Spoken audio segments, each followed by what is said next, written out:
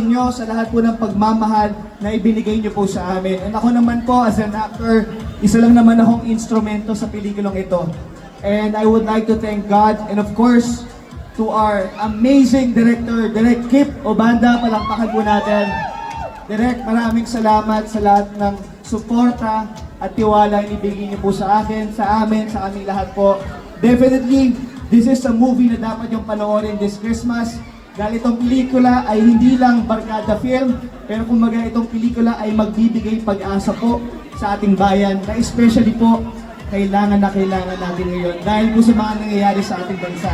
Kaya please support our film, please support our films na kasama po dito po sa Metro Manila Festival. Thank you po, God bless, maraming salamat po.